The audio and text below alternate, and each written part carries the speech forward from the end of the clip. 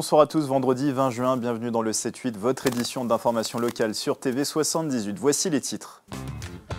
Les Yvelines placées en vigilance jaune canicule à partir de samedi midi, une vigilance qui concerne également 65 autres départements français. Ce week-end, les températures vont encore grimper avec un pic qui devrait être atteint demain. Dans cette édition, les prévisions et les bons conseils pour affronter cette vague de chaleur. Les prochaines élections municipales, c'est en mars 2026, mais TV78 se mobilise déjà pour vous aider à comprendre comment fonctionne le rôle de maire et l'administration d'une commune. Ce soir, focus sur les impôts locaux. Que payez-vous concrètement et comment utilisez votre argent? Élément de réponse. Et puis en septembre, des élèves feront leur rentrée dans un nouvel établissement. L'école supérieure de Jardin formera les futurs maîtres jardiniers dans un lieu mythique, le potager du roi à Versailles, un projet porté par l'École nationale supérieure de paysage et découverte de ce lieu de formation à la fin du 7-8.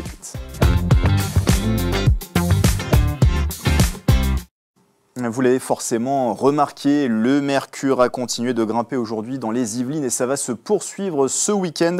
Le pic devrait être atteint demain avec une journée de samedi qui s'annonce très chaude. Conséquence, les Yvelines, comme 65 autres départements, seront en vigilance jaune canicule samedi de midi à minuit. Il fera, vous le voyez, jusqu'à 36 degrés demain sur le territoire yvelinois.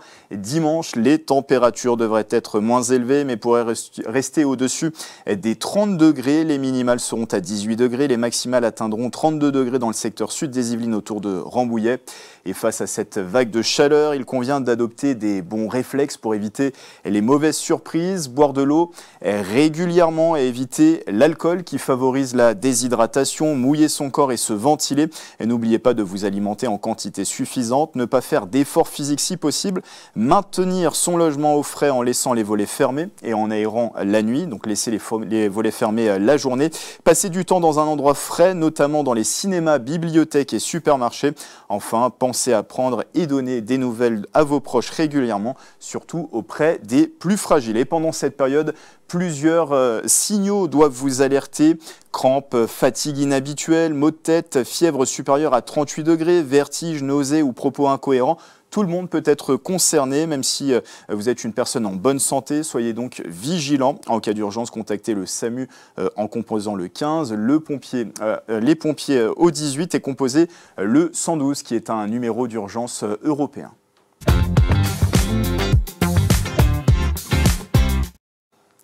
Les prochaines élections municipales, c'est en mars 2026, mais TV78 se mobilise déjà pour vous aider à y voir plus clair sur les enjeux du scrutin et le fonctionnement de votre commune. Ce soir, nous nous intéressons aux impôts locaux. Que paye-t-on? Où va cet argent et comment est-il redistribué? Un sujet complexe sur lequel s'est penché Maxence Delacroix. Quand on parle des impôts, c'est surtout l'impôt sur le revenu ou le prélèvement à la source qui nous vient en tête, mais il existe aussi des impôts locaux et on en parle aujourd'hui. Les impôts locaux sont liés en grande partie à la taxe d'habitation et à la taxe foncière. Ces deux taxes concernent la possession d'un bien immobilier au sein d'une commune, mais il y a une nuance entre les deux. La taxe foncière s'applique à tous les propriétaires, qu'ils soient occupants ou bailleurs d'un bien immobilier. Il existe deux taxes foncières, l'une pour les propriétés bâties et l'autre pour les propriétés non bâties comme les terres agricoles ou les forêts privées. A l'inverse, la taxe d'habitation s'applique à tous les occupants d'un bien immobilier, qu'ils soient propriétaires ou locataires, mais depuis le 1er janvier 2023, cette taxe ne concerne plus que les résidences secondaires. Il y a d'autres impôts locaux, moins lourds mais tout aussi centraux dans la vie communale, comme ceux sur le traitement des ordures ménagères et des déchets. Il existe pour cela deux modes d'imposition, la taxe d'enlèvement sur les ordures ménagères et la redevance d'enlèvement sur les ordures ménagères. La taxe d'enlèvement des ordures ménagères est directement ajoutée à la taxe foncière et elle est donc uniquement payée par les propriétaires d'un bien immobilier. Le taux de cette taxe est calculé sur la valeur locative cadastrale nette du logement, c'est-à-dire le loyer théorique que le bien immobilier pourrait avoir s'il était sur le marché. Le taux est identique pour tous les biens immobiliers, mais va donc s'appliquer différemment selon la valeur de chaque loyer. Et de l'autre côté, la redevance d'enlèvement des ordures ménagères est payée par ceux qui occupent le logement, mais cette fois-ci c'est une facture complètement indépendante de la taxe d'habitation. Elle est variable selon les communes et dépend de la régularité du service de la collecte. Contrairement à ce que l'on pourrait penser, les impôts locaux ne sont pas perçus par la mairie, mais bien par l'État qui se charge de les encaisser et de les gérer. Mais alors comment intervient la mairie? Eh bien c'est dans la gestion des taux qu'elle va jouer un rôle important au niveau des des impôts locaux. Ces taux sont votés par le conseil municipal dans le cadre fixé par la loi. Les taux d'impôts locaux sont votés chaque année lors d'une décision budgétaire officielle, lors d'une séance publique. Au-delà de fixer les taux d'imposition, c'est aussi à la mairie de choisir les services à financer avec les recettes des impôts locaux gérés par l'État. Un budget est adopté par la mairie et fixe les priorités de dépenses pour la commune, c'est l'affectation des recettes fiscales. On retrouve dans ces grands domaines d'affectation l'éducation, la propreté ou encore la sécurité. Prenons maintenant un exemple avec la ville de Montigny-le-Bretonneux. Le conseil municipal a adopté en 2025 un budget de fonctionnement de 63 millions d'euros. Le domaine d'affectation le plus priorisé est le scolaire et le périscolaire avec 26% du budget. Vient ensuite le domaine du service support comprenant les ressources humaines, la communication ou encore l'informatique. Mais attention, certains services ne sont pas gérés par la commune, mais par le département lui-même. Les Yvelines ont adopté en 2025 un budget d'1,6 milliard d'euros. Et on peut étudier les différentes gestions de dépenses grâce au domaine de la scolarité. Les frais liés à la maternelle et au primaire sont à la charge de la mairie. Les collèges sont gérés par le département et les lycées par la région. 2 600 € le montant du chèque remis cette semaine par l'entreprise beltoise Façade. À l'EHPAD La Rose des Vents, il est situé à Villaines-sur-Seine. Cette contribution participera à l'achat d'un véhicule adapté pour les personnes à mobilité réduite. L'objectif, permettre aux résidents de participer à des sorties organisées par l'établissement. C'est une initiative unique en France. Dès la rentrée 2025, des maîtres jardiniers seront formés à l'école, dans un nouvel établissement, l'école supérieure des jardins. Un projet porté par l'école nationale supérieure de paysage, est déjà présent sur un site historique qui est le Potager du Roi. Découverte avec Clara de Frutos et Maxence Delacroix.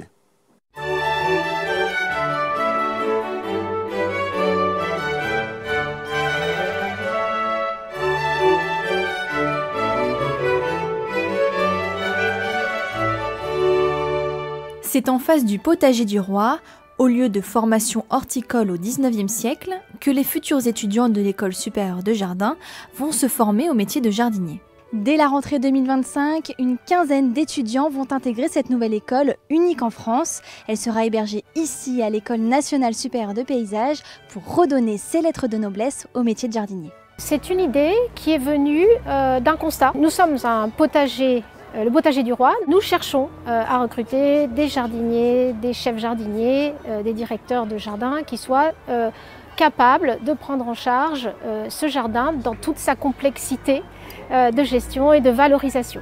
Et nous avons constaté que nous avions beaucoup de mal à trouver des candidats et donc à recruter parce qu'il y a vraiment un déficit de formation. L'établissement va proposer 3 formations longues, accessibles après un Bac+3.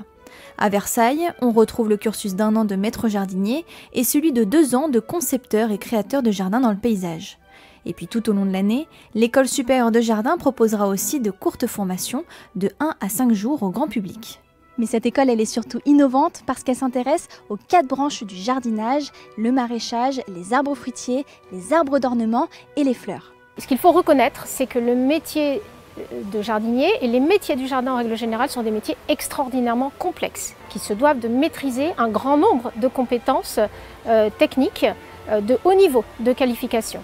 Donc il s'agit évidemment de soigner, de prendre soin du vivant dans toute sa diversité, de la botanique. Et en plus de cela, il faut être en capacité de prendre de la hauteur pour inscrire son geste dans un contexte, celui d'un parc, celui d'un jardin, celui d'un territoire. Un autre site ouvrira simultanément à Marseille au sein de l'Institut méditerranéen de la ville et des territoires.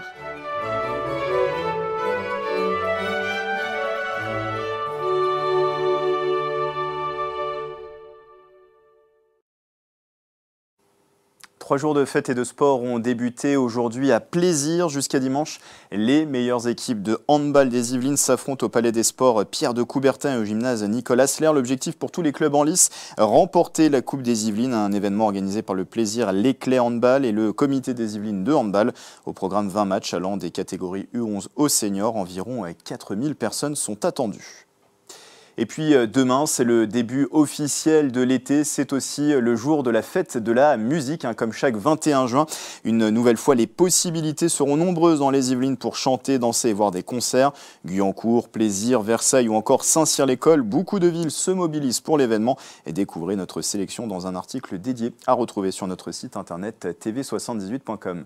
Voilà, c'est la fin du 7-8. Merci de votre fidélité. Dans un instant authentique suivi de la pause nature. Belle soirée à tous et très bon week-end sur TV78.